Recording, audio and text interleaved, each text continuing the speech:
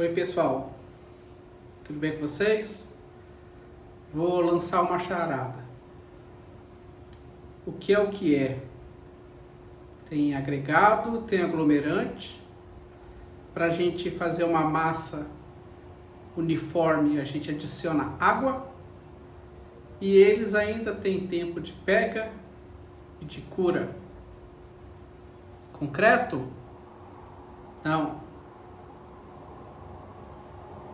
Já adivinhou? Argamassa.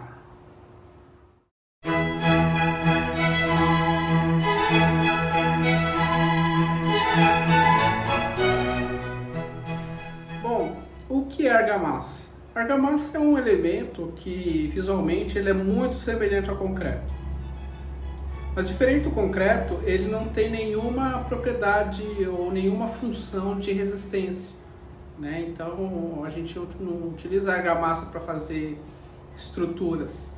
A argamassa vai ser mais para elementos de correção, de acabamento, de ligação de peças. Então acaba sendo um material extremamente utilizado. Né?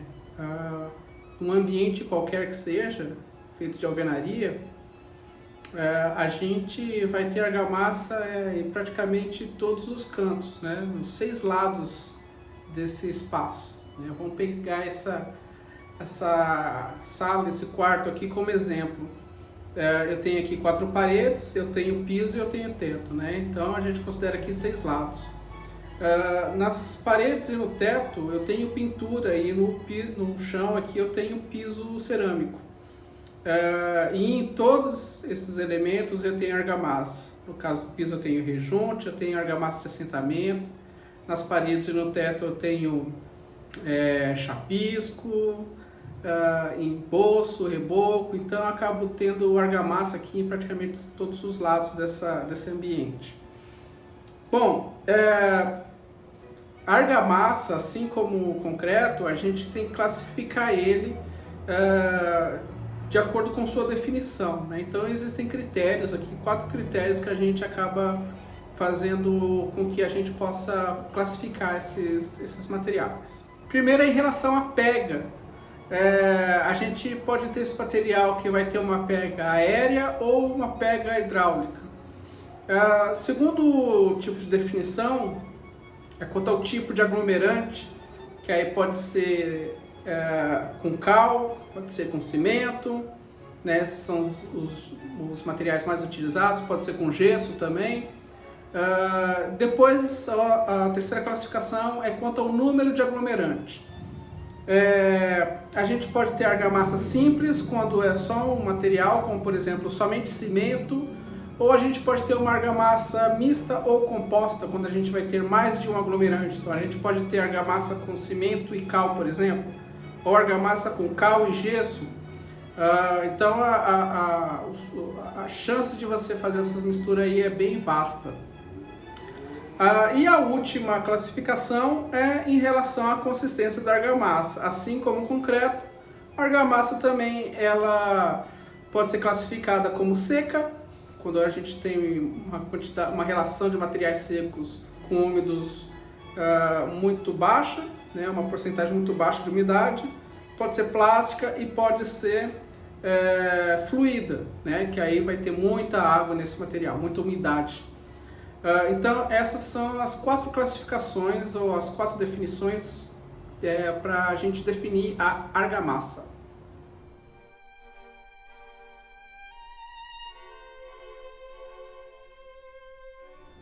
Bom, vamos então iniciar aqui com explicando quais são os tipos de argamassa que a gente tem na construção de alvenaria.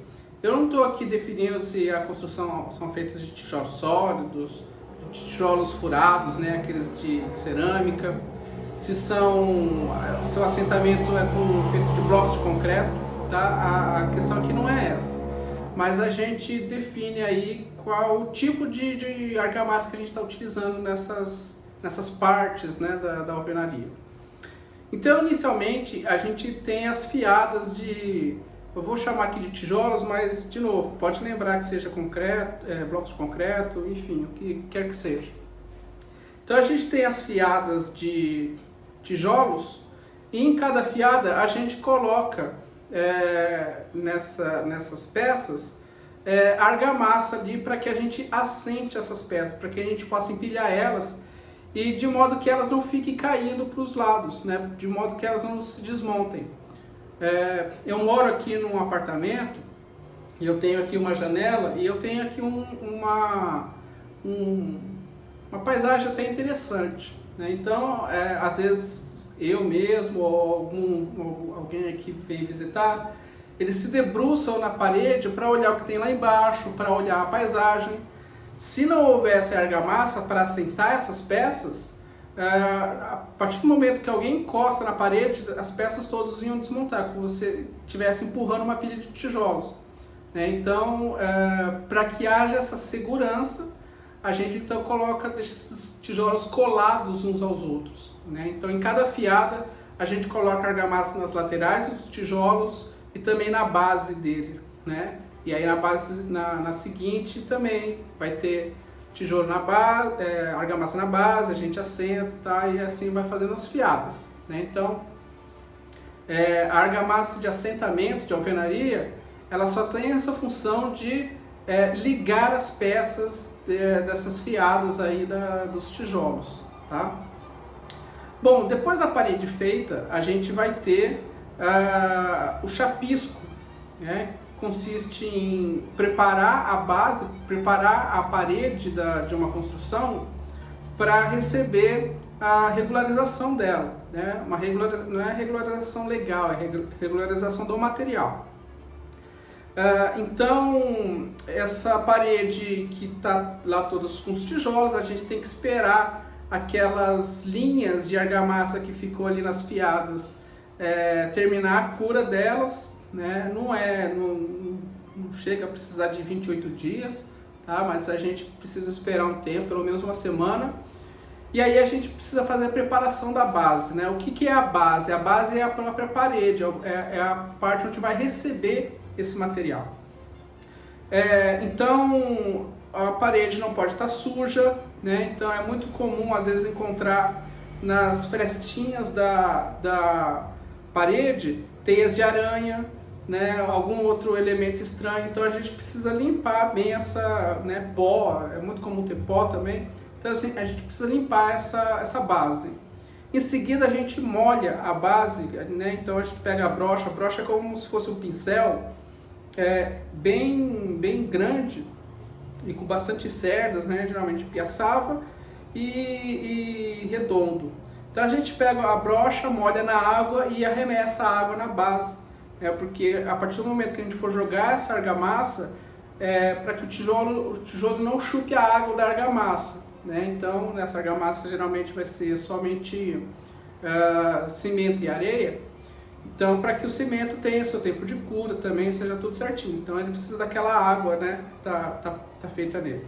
Bom, então depois de preparada a base, com uma colher de pedreiro, a pessoa que vai fazer o arremesso do chapisco, ele pega essa solução aí, que é só cimento e areia, e arremessa na parede, né? Ele arremessa na parede e a argamassa cola, né, que fica presa nas frestinhas dos tijolos, a argamassa cola e fica ali pronta para ser utilizada, né? Não se passa uma desempenadeira para alisar esse material, nada. Ele fica ali de fato chapiscado, ele fica bem rugoso. E ele fica rugoso justamente para receber as próximas camadas de materiais, né? Então, imagino que vocês já tenham visto alguns muros que a pessoa chapiscou e pintou por cima do muro, né? Então ele fica com aquela aparência bem rugosa, bem texturizada, né? Se você passar muito perto, pode até raspar, né? Ralar um pouco o braço, a perna aí. Então alguém já deve ter sofrido esse tipo de acidente. Eu mesmo já sofri. Então é muito comum, né, as pessoas utilizarem algumas áreas externas esse tipo de solução aí para substituir algum tipo de textura. Então é só areia e cimento, e com a colher de pedreiro ele vai, né, com uma espátula, enfim, ele vai arremessando essa solução aí até preencher a parede inteira. Então, preencher a parede não vai ser uma coisa muito larga, não vai ser muito grosso, não vai aumentar a espessura, tá? É só para receber as próximas camadas, porque as próximas camadas não escorreguem pela parede. Então, depois do chapisco aplicado, a gente vai para a segunda camada, né, que é o emboço. O emboço, que muitas vezes as pessoas acabam chamando de reboco, mas o emboço ele vai regularizar essa parede, né? Então a parede ela pode estar, por mais que o empilhamento, né, dos tijolos, as fiadas tenham sido muito bem feitas, às vezes pode ter alguma irregularidade ali, então a gente coloca a linha de prumo, né, para ver se está tudo certinho, se está tudo regularizado, e se não estiver no emboço, ele faz essa regularização, né? Então é mais fácil a gente corrigir com argamassa alguma coisa que seja irregular na parede do que derrubar tudo de novo e fazer novamente. Até porque o emboço vai ter que ser utilizado querendo ou não, né? Mesmo que você não tenha um acabamento final, alguma coisa do tipo, ou o acabamento vai ser a próprio azulejo, né? Revestimentos, mesmo assim o emboço tem que ser feito. Então, numa casa, numa construção, num prédio, qualquer que seja, a gente coloca emboço tanto na parte externa como na parte interna, né? Sobre a camada de chapisco. Então, o chapisco está lá justamente para que a gente não faça com que esse emboço comece a escorregar depois que ele é aplicado. Então, a função do emboço é justamente fazer essa regularização da parede, certo? A camada que vem sobre o emboço é de fato o reboco, tá? Então a função do reboco é dar esse esmero final para a parede, e sobre o reboco a gente pode fazer a pintura. Mas aí vem a atenção, dos ambientes onde você vai fazer o revestimento, por exemplo, eu vou ter azulejo, alguma coisa do tipo, ou eu vou fechar ali com gesso, qualquer coisa que seja, a gente não precisa fazer o reboco, né? Então só o emboço basta, e depois a gente vai colocar outra argamassa aí que é para fazer o assentamento dessas peças. Eu já vou falar a seguir. Mas o reboco, de fato, ele vai ser utilizado como base para a pintura. Então as paredes que vão ser pintadas, essas sim recebem o reboco. Então, se você quiser fazer algum detalhe com o próprio reboco, é possível. Então você já deve ter visto em alguns edifícios, às vezes aqueles frisos, que aparece só para dar uma textura, só para dar um volume diferente. Isso tudo é feito diretamente no reboco, tá? E aí vem outra observação. Em muitas construções, às vezes as pessoas não sabem fazer o reboco corretamente, porque o reboco é uma fase que o material tem que ser muito bem feito, né? Não pode pegar qualquer pessoa que simplesmente quer fazer o trabalho e deixar que ela faça o reboco. Não, o reboco tem que ser feito com muito cuidado, né?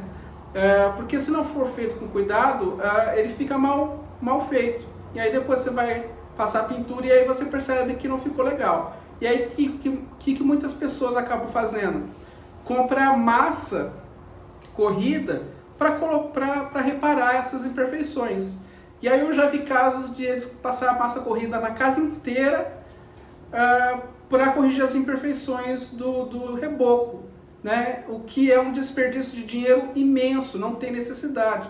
Massa corrida a gente só coloca em pequenos buracos, fez um furinho ali foi, sei lá, pendurar um quadro, pendurar um nicho, e se arrependeu, né? Fez o furo errado, aí ficou aquele buraquinho, ali você pode passar massa corrida.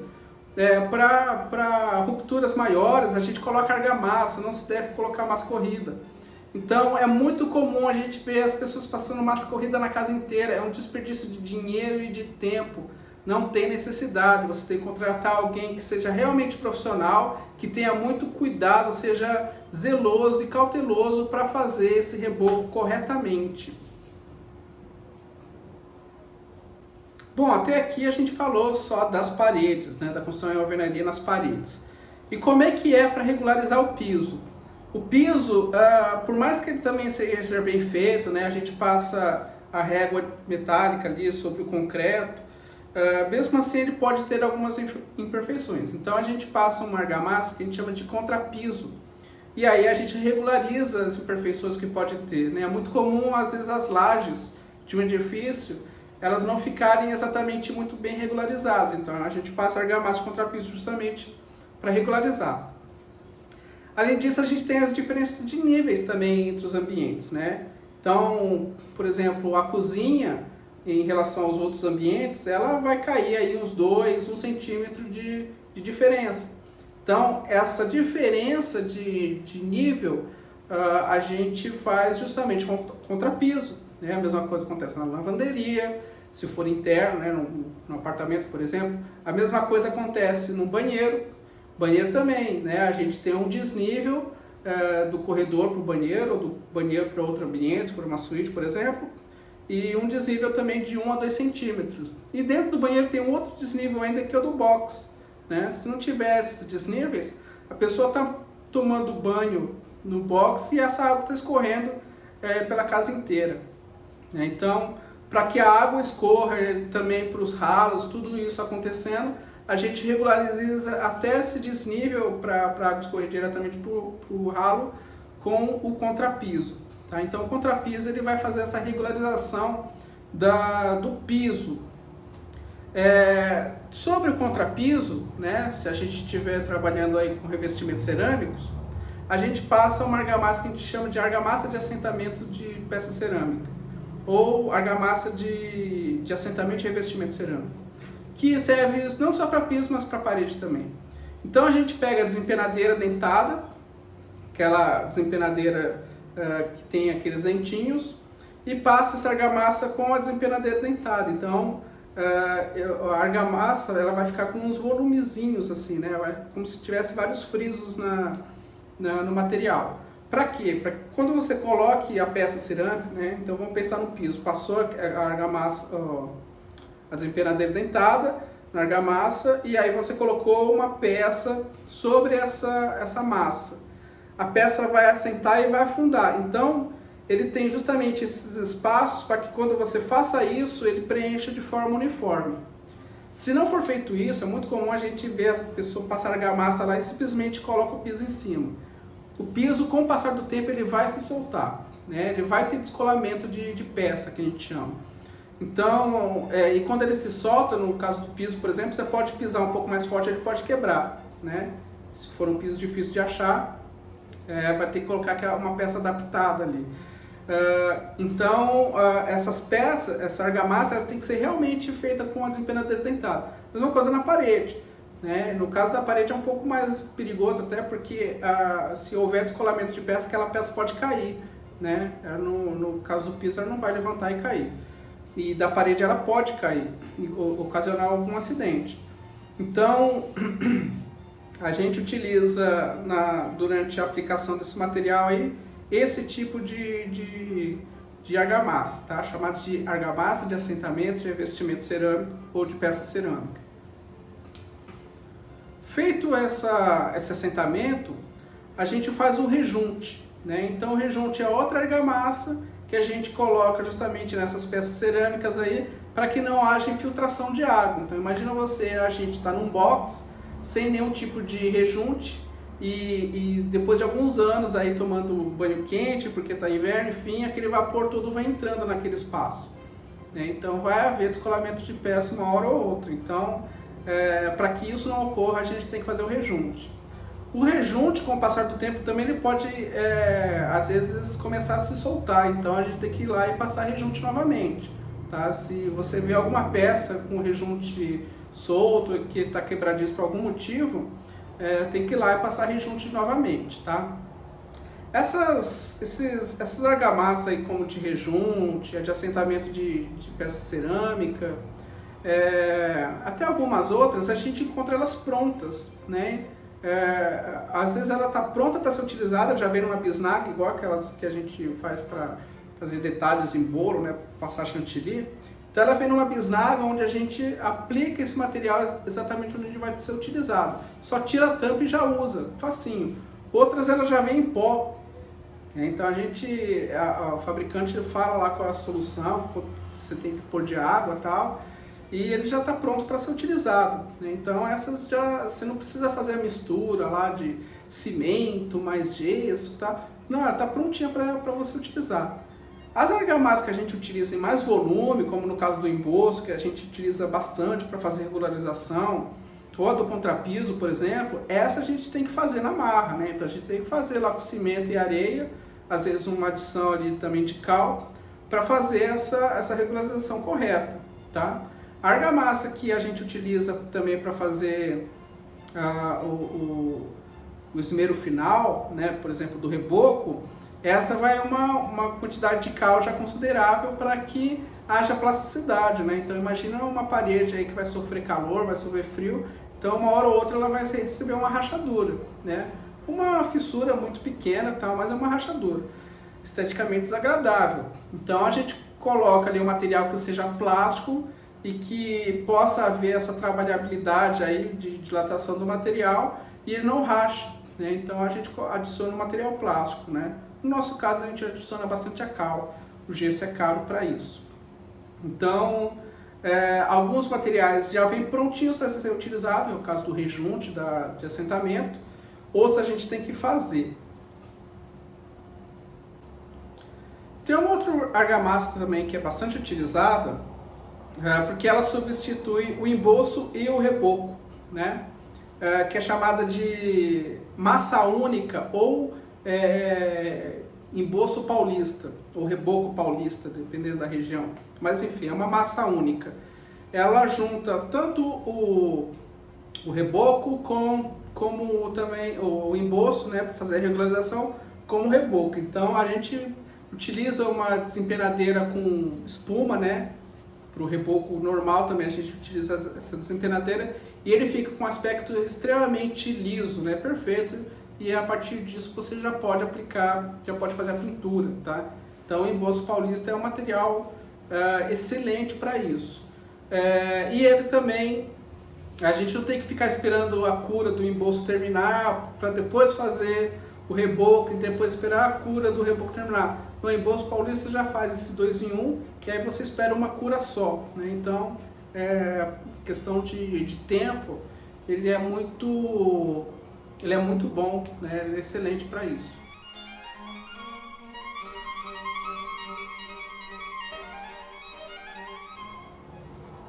Bom, como eu disse e como vocês puderam perceber, existe muita semelhança, né, entre a argamassa e o concreto.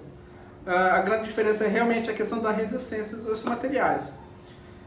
Então, como existe tanta semelhança, a argamassa, como eu já disse, também tem a cura, tem a pega, né, que no caso é do cimento, e elas também vão ter o traço, né? Só que diferente do concreto, que a gente tem o traço sendo representado com 3 valores, cimento, areia e pedra, no caso da argamassa o traço vai ser sempre diferente. No concreto a gente tem 2 agregados e um aglomerante. Na argamassa a gente vai ter um aglomerante e um agregado, ou um conjunto de aglomerantes e um agregado. Então, por exemplo, argamassa de cimento e areia. Cimento e areia, né? Aglomerante, cimento, areia, agregado. Só 2 valores. Então a argamassa pode ser 1 para 3, 1 para 2, 1 para 5, vai variar. Quando a gente tem argamassa mista, onde a gente vai ter mais de um aglomerante, então a gente pode ter argamassa com 3 valores. Então primeiro cimento, segundo a cal e o terceiro o agregado, a areia. Então a gente pode ter esses 3 valores. Pode ser uma argamassa de 4 valores, onde a gente vai ter cimento, areia, gesso e a areia. Cimento, cal, gesso e a areia. Tá? Então a argamassa vai ser de 4 valores. Pode ser 1 para 3, para 3, para 2, por exemplo. O último valor é sempre o agregado, tá? É sempre a areia. E os primeiros é o conjunto de aglomerantes. E os aglomerantes sempre ficam nessa ordem. Primeiro o cimento, segundo a cal, terceiro o gesso. Se a gente tem uma argamassa só de cimento e gesso, vai ser primeiro no valor o cimento, segundo valor o gesso e o terceiro valor o agregado. Tá? Então,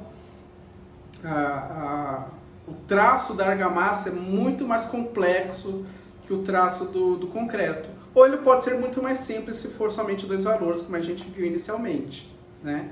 Então, o traço da argamassa é um cálculo muito mais complexo. Bom, nos slides vocês vão perceber que tem um sistema lá que a gente chama de talescas e mestras. Eu vou explicar isso aí posteriormente, quando a gente for falar da construção da parede, exatamente, né? Nossa parte de sistema construtivo. Mas talescas e mestras elas servem justamente para a gente fazer a regularização do emboço de forma correta, né? Como é que a gente sabe, simplesmente jogando argamassa na parede, se a parede está de fato retinha, né? Se a gente está conseguindo fazer isso retinho. Então a gente utiliza esse sistema de talescas e mestras. Mas eu vou voltar, apesar dela estar aparecendo aqui nos slides, eu vou voltar a mostrar ela posteriormente nos próximos bimestres aí, durante as aulas já de sistemas construtivos. A mesma coisa acontece com outros tipos de emboço que a gente utiliza, né? Que aí já entra um maquinário, que é o caso, por exemplo, do emboço projetado, onde a gente usa um compressor, igual esses compressores que é utilizado no lava-jato para lavar piso, só que ao invés de sair água, né, no buraco pequenininho, sai argamassa, num buraco um pouco maior.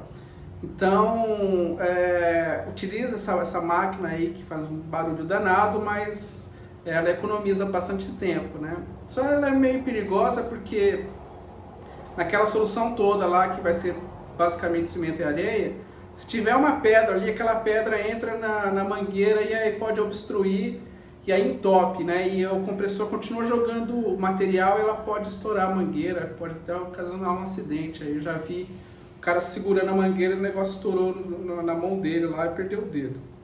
Então é meio perigoso, mas é um material, é um equipamento assim que economiza bastante tempo, tá? É bem legal.